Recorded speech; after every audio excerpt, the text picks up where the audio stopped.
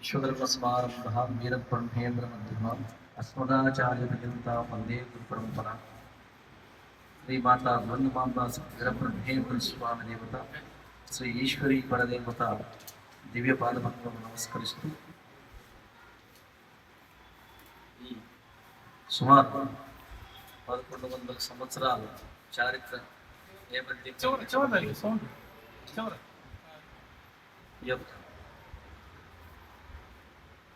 కాళీ కమటేశ్వరాలయం, నూతనంగా కామాక్షి సహిత కమటేశ్వరాలయం సన్నిధానంలో ఈరోజు ప్రశాంతమైనటువంటి ఈ వాతావరణంలో మనం కలుసుకోవడం నిజంగా మనందరి అదృష్టంగా భావిస్తున్నాము. ప్రత్యేకించి తక్కువ సమయంలో ఇలా వినకుండా వస్తున్నాము, మన వారితో కొంత సమయం గడపవలసిన అవసరం ఉంది అని తెలిపిన వెంటనే సాధారణంగా వారు ఆ యొక్క సమాచారాన్ని స్వీకరించి ఇక్కడ మన వారికి సమాచారాన్ని అందించి ఏర్పాటు చేసినటువంటి వారిలో ముఖ్యమైనటువంటి వారు మనకు శ్రీ కుందుర్తి హనుమంతాచార్య గారు, కుందుర్తి సీతారామాన్యాలు గారు, చంద్రలూరు శివనాగేశ్వరరావు గారు, సుతారం గోవిందాచార్య గారు, ఇంకా తదితరులు. వారందరికీ కూడా అలాగే ఇక్కడికి విచ్చేసిన వెంటనే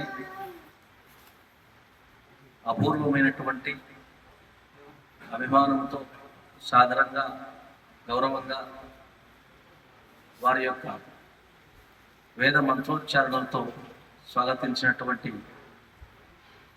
పెద్దలు శతాధిక ప్రతిష్టాచార్యులు శ్రీ కడియాల ఆంజనేయ శాస్త్రి గారు, అలాగే శ్రీ పూసపాటి నాగేశ్వరి సిద్ధాంతి గారు, వారికి ఇచ్చేసి ఉన్న భక్తులందరికీ కూడా సర్వదా సర్వదా శ్రీ పరమేశ్వరి దేవతాశ్వరులు ఈశ్వరీ మాత దివ్యార్థం కలగాలని ప్రార్థిస్తూ ఇప్పుడే సెలవిచ్చారు. ఈ యొక్క సమాలోచన సంకల్పం ఉన్నటువంటిది ఆంజనేయ శాస్త్రి గారు చక్కగా మనం ముందుంచారు. ఏ యొక్క సంస్కృతి అయినా భవిష్యత్ తరాలకు అందాలి అంటే ఆ సంస్కృతిని ఆచరించేటువంటి విధంగా ఉన్నప్పుడే అది ముందుకెళ్తుంది. కేవలం మాటలకు పరిమితమైతే అది భావితరాలకు అందేటువంటిది దుర్లభమవుతుంది.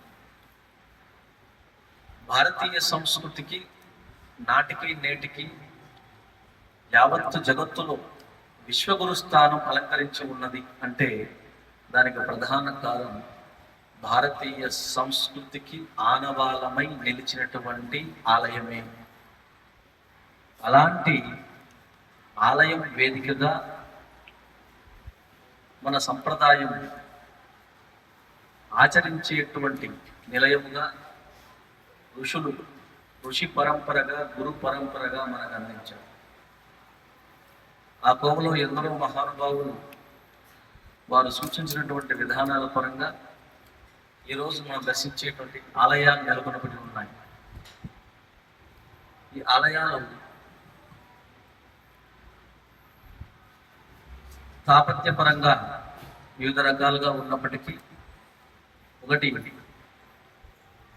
విగ్రహ రూప స్థాపత్యాలు, రెండు అవతార పురుషులు వారు సజీవ సమాధి నిష్ఠ వహించిన సందర్భంగా ఏర్పడినటువంటి మందిరాలకు వచ్చినటువంటి ఈ యొక్క అవతార పురుషుల మందిరాలలో ఒకటైనటువంటి పవిత్ర క్షేత్రమే మన వీరబ్రహ్మేంద్ర క్షేత్రంగా మనం చెప్తాం.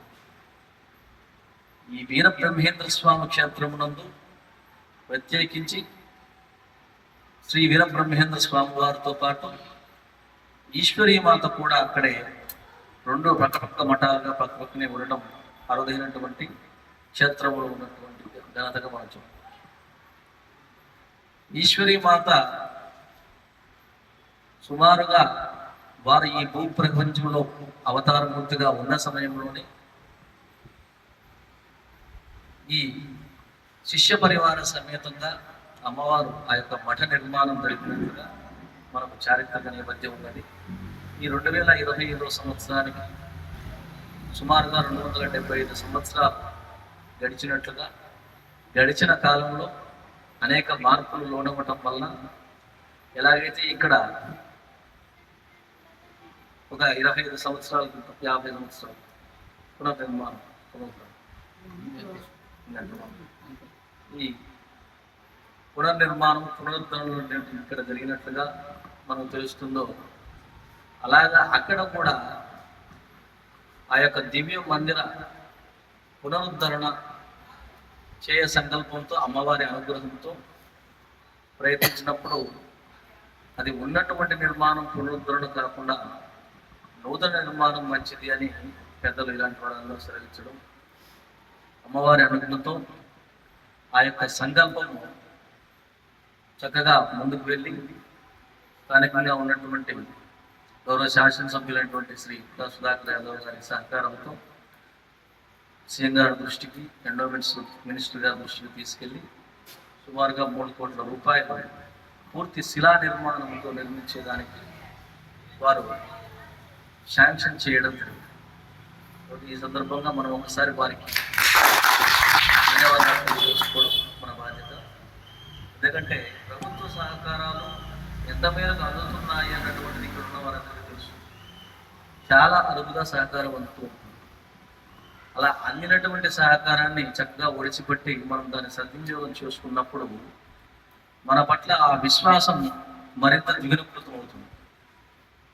ఆ విశ్వాసం ఉన్నప్పుడు ఆ పనిని చక్కగా నెరవేర్చుకున్నప్పుడు మరొక పనికి అది తొలిపెట్టుగా ఉపయోగపడుతుంది.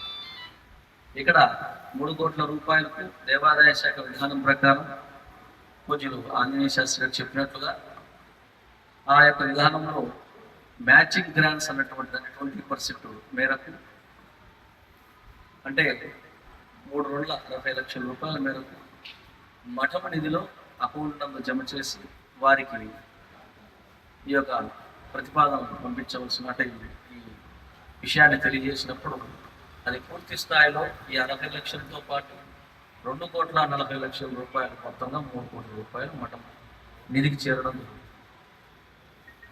దీనికి ప్రభుత్వం వారు ఇచ్చినటువంటి గడువు 4 రోజులు మాత్రమే ఇచ్చారు. చాలా తక్కువ వ్యవధి. సో ఈ 4 రోజులలో మన వంతు ప్రయత్నం చేద్దామనే సంకల్పం ఉన్నప్పుడు ఈ నిధి సమర్పణకు గాను ప్రస్తుతం బాపట్ల జిల్లా పర్చూరు వాస్తవులు ఈ కోడి సుబ్రహ్మణ్యాచారి గారు వారు ఒక 20 లక్షల రూపాయలు, స్థానిక శ్రీ వీరబ్రహ్మేంద్ర స్వామి క్షేత్ర మండలం, ఉమ్మారి మఠం మండలం స్థానిక నాయకులైనటువంటి టీడీపీ నాయకులైనటువంటి ఈ శాంక్షన్స్కు బాగా కృషి చేసిన వారిలో ఒకరు.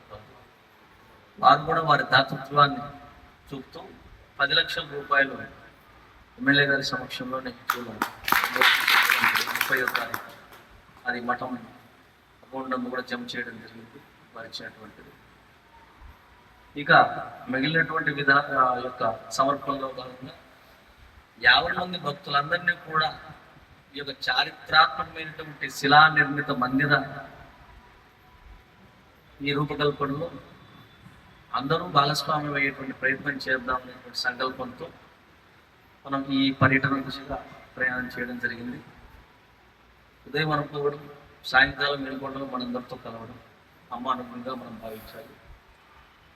ఇందాక చెప్పినట్లుగా ఒక గణేష ఉత్సవాలు, ఒక నవరాత్రులు, ఇతరత్ర శివరాత్రి, ఈ రకమైన వార్షిక పండుగలు మనకు మరలా సంవత్సరం వస్తూ ఉంటాయి. కానీ అద్వితీయమైనటువంటి శిలా నిర్మాణము, అది పూజనీయమైనటువంటి మందిర నిర్మాణము అనేటువంటిది చాలా అరుదుగా దొరుకుతుంది. ఆ సందర్భం ఒక సువర్ణావకాశంగా భావించాల్సినటువంటి అవసరం. ఈరోజు మనం ఇచ్చేటువంటి ఒక ఇటుక రేపు కొన్ని తరాలు ఆ ఆలయాన్ని నిలబెట్టి దర్శింపచేసేటువంటి అవకాశాన్ని అందిస్తుంది. అలాంటి అవకాశం చాలా అరుదుగా వస్తుంది. రామమందిరం కొన్ని తరాలు పోరాడితే 1500 చిల్లర నుంచి అది పోరాడితే 2023లో మనం దాన్ని ఆ యొక్క భవ్య రూపాన్ని మనం దర్శించగలిగా ఉంటే అది నిజంగా భగవదనుగ్రహంతో మన కళ్ళతో ఈ యొక్క కళ్ళతో మనం దాన్ని దర్శించగలిగేటువంటి పుణ్యం జరిగింది. అలాగా ఈరోజు మరొక మూలస్థానాలైనటువంటి శ్రీ వీరబ్రహ్మేంద్ర స్వామి మఠంతో పాటు ప్రక్కన నెలకొని ఉన్న ఈశ్వరీ మాత మఠం నుండి కూడా సజీవ సమాధి నిష్ట వహించినటువంటి మందిరం. అది మామూలుగా ఒక విగ్రహ స్థాపన ఇతరత్ర అనేటువంటి కాదు. పరిసమాప్తి లేని అవతారమూర్తిగా, జగదీశ్వరిగా, భూలోకమాతగా జనులతో కీర్తింపబడినటువంటి ఆ యొక్క సాక్షాత్తు జగన్మాత యొక్క మందిరాన్ని ఈరోజు మనం పునర్నిర్మించబోతున్నాము. అంటే ఇది నిజంగా అమ్మ యొక్క అనుజ్ఞతో మాత్రమే సాధ్యము, మానవ ప్రయత్నంతో సాధ్యమయ్యేటువంటి కాదు. ఆ అనుజ్ఞ మన ఎందుకు మెండుగా ఉన్నందున మనందరము కూడా దానిలో మనవంతు ప్రత్యక్షంగా లేక పరోక్షంగా, వ్యక్తిగతంగా లేక భక్త సమూహంగా, సంస్థాగతంగా కూడా ఈ యొక్క నిర్వహణలో మనం భాగస్వామ్యం అవ్వచ్చు. ప్రత్యేకించి మఠంలో జరుగుతున్నటువంటి వార్షిక కార్యక్రమమైనటువంటి అమ్మవారి జయంతి శ్రావణ శుద్ధ పంచమి రోజు వస్తుంది. అమ్మవారి జయంతి కార్యక్రమం, అమ్మవారి ఆరాధనోత్సవం మార్గశిర బహుళ రోజు వస్తుంది. ఇక దేవి నవరాత్రులు, శివరాత్రి కళ్యాణము, స్వామివారి ఆరాధనోత్సవం ఇలాంటివి జరుగుతూ వస్తాయి అమ్మవారి సన్నిధానంలో. ఈ నిధి సమర్పణ, విరాళ సమర్పణ చేసేటువంటి భక్తులకి శాశ్వతమైనటువంటి పూజా ఉభయాన్ని కూడా కేటాయించేటువంటి ప్రయత్నం చేయడం జరిగింది. ఇది మందిరం నిర్మాణం పూర్తయిన తదుపరి నుంచి మందిరం ఉన్నంత కాలము దాని నిర్వహణ ప్రణాళిక చేయడం జరిగింది. దాన్ని కూడా భక్తులు గమనించి ఆ యొక్క సమాచారాన్ని 10 మందికి తెలియజేసి అందరినీ భాగస్వామ్యం అయ్యేటువంటి ప్రయత్నం దిశగా మన ముందున్నటువంటి బాధ్యత నెరవేర్చగలరని ఈ సందర్భంగా తెలియజేస్తున్నాం. ప్రత్యేకించి ఇంత మనం ఇవ్వలేము అన్నటువంటి ఆలోచన అయితే ఏమీ లేదండి. దైవం మనకి అందించినటువంటి ప్రసాదం తిరిగి మళ్ళా దైవ సేవలు మనం వినియోగించేటువంటి మహద్భాగ్యం. అయితే అక్కడ శిలాపలక రూపేణ అన్నటువంటి దానికి ఒక విధానం ఏర్పాటు చేశారు. ఆ విధానంలో మీకు అందించేటువంటి పత్రికలో దానికి సంబంధించిన పూర్తి వివరాలు ఉంటాయి. పత్రికను ఒకసారి మీరు గమనించండి.